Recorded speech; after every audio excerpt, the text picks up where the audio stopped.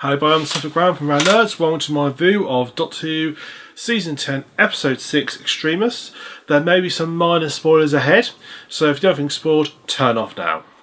So the episode begins with the Doctor on another planet, meeting this group of executioners, and they give you this spiel about, how to execute a Time Lord, and it's all set up a little bit that he's the one who's going to be executed. This is what I felt as setting up, that he is the one who's going to be killed.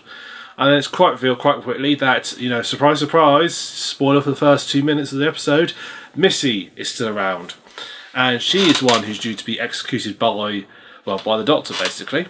And afterwards her works will be guarded for 1,000 years. At this point, it's pretty much revealed that Missy is the one in the vault. Well, it must be pretty certain that she's the one in the vault. Unless it's going to be an old Stephen Moffit slight switch and bait and switch, which it could be. It could be he's known for it. And then we switch towards present day. Doctor's, if you don't see the clip out to last week's episode, warning, spoiler, he's blind as a result of an accident in last week's episode. So he's still blind this episode. Although he's got his fancy Google glasses at work, turning the slightly annoying sonic glasses back.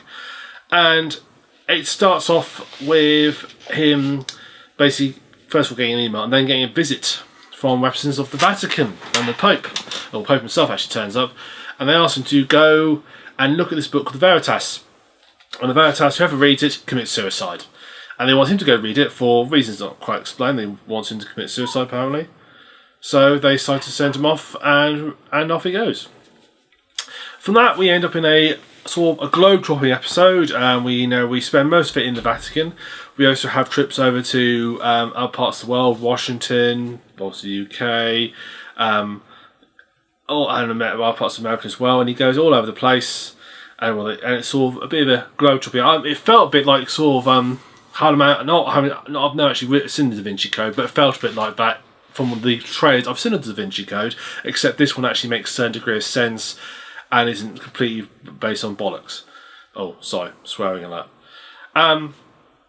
Overall, the episode I actually quite enjoyed. It's clearly meant to be although it's not a two-parter in all but name.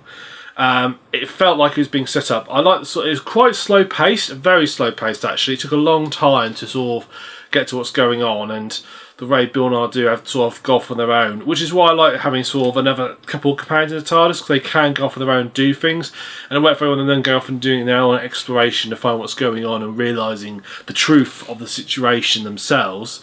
That Nadu is kind of then he looks. And the Doctor in his whole slow realisation of what's going on and find out the truth. In fact, he finds out actually in some ways after them two do. So they go off and it was a very well paced, interesting episode. It's Stephen Moffit episode, which means he does a lot of sort of early sort of secrets at the front and sort of throwaway lines that sort of get developed on later on, which is Studio Mutt style, which I sort of quite enjoyed. And we also find a bit of back issue what's going on with the Vault and Doctor. Like I said, it's very slow paced. It's clearly a setup for next week's, which is going to be effectively the second part of this episode, and they usually have a two-parter mid-season anyway, and it's clearly that's what's going to happen on, and it ends on a really neat cliffhanger. And the resolution to this episode, although I said it's always meant to be like a two-parter, it's a very self-contained episode still. It ends logically, and in fact it has a proper ending.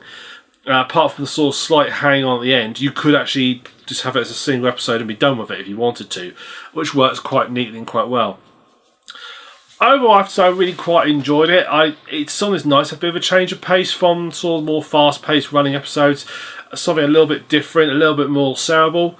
It was quite nice to have something that's a bit more about what's going on. We get to explore the Doctor's situation with his blindness, and also, how they react and how they react to what they're sort of what's going on, and the neat resolution at the end where he realises what he can do to help change the future, not directly change the future in terms of Doctor Who change the future, but as in he can warn sorry, there's a spoiler there. He can warn the outside world what's going on and change it. I thought worked really well. So actual fact, yes, I quite liked this episode. Not so many side characters in this episode. Main side characters you've got is obviously Bill and Nadu, who are always working well together as always. I think they work really well. I think the bit that many of Bill's reactions to the Doctor and how she deals with him early on, I thought was quite funny. Although she is being quite stupid, because it is quite clear there's something wrong with him, but she doesn't pick up on it at all, doesn't notice it once.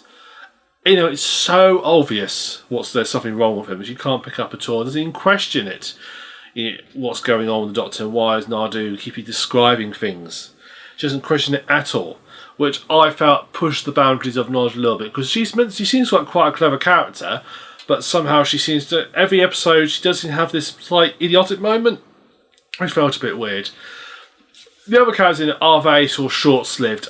We have the chap from the Vatican, who I've forgotten his name, unfortunately, who basically is just there to sort of get the plot rolling, and then pretty quickly disappears. We can only assume what happened to him, or I can guess what happened to him, what the enemies did to him. But other than that, most of the characters are very brief. It's very much a self-contained episode dealing with the people involved. But you know, they all work quite well together, and I quite like that. And it's nice that chemistry does work when you have the sort of tight group. It'd actually be interesting. I would like them to actually try an episode which is literally just them three, or you know, just Doctor and one person just having to work between them without any other external influences. That would be an interesting episode to watch and see. It's been done in the past, not to, but it'd be nice to sort of see the more modern gentlemen doing it. Yeah. So overall, I thought the characters were quite good in it.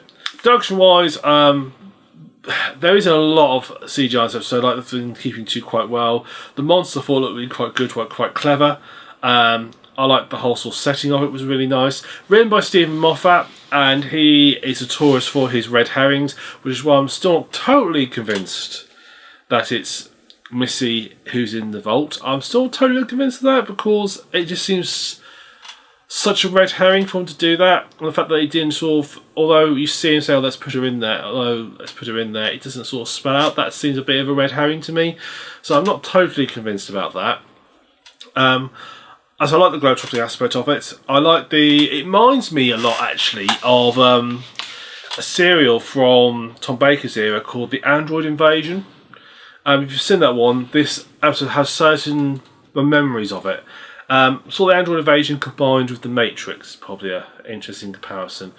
And that's what sort of feels I've got from it as well. Really interesting episode. I thought it was very funny. I was on the early part right at the start, when, without being too much, Bill gets a rude interruption. I laughed out so hard out loud. It was so funny. Feeling that was quite funny. It was just perfectly timed and brilliant. Awesome. So very funny episode. Really good in that respect. Like I say, production was very neat, very simple, very simplistic, but didn't go too far. And it was very well done. When we saw some bits of the Doctor's perspective when he's dealing with his blind sight, as it were, and a bit later on where he had a sort of moment where he tries and helps himself, and the sort of create the confusion of what's going on, what he's seeing, worked really well. I saw the way the camera's done. It reminded me of how they did the POV shots with Bill last week, and doing the Doctor worked really well this week as well. Really tied it neatly together. Very pleased with that. I thought it was very excellent, very effective. So yeah, really good episode. I thought production of it was pretty darn good. So overall, I really enjoyed this episode. I said a bit more slow pace than some of the previous ones we've had, but actually that makes a nice change of pace from the rest of the season. And yeah, I was not so much hooked, but yeah, I was definitely thinking, what's going on? What's the result of this? Why is everything going weird like this? So really enjoyable. So yeah, good episode. So I'm watching up in the TheSuffolkRam. So next week we get to see the Doctor, and we get to see the results of what happens going on for this episode. We get to see that going on. Look forward to that. It is a live time because the BBC can't keep schedules. They're about as good as keeping schedule as British Rail. But we get to see what the result of that is. So look forward to seeing it. So I've been TheSuffolkRam. Thank you very much for watching. See you next time. Thank you.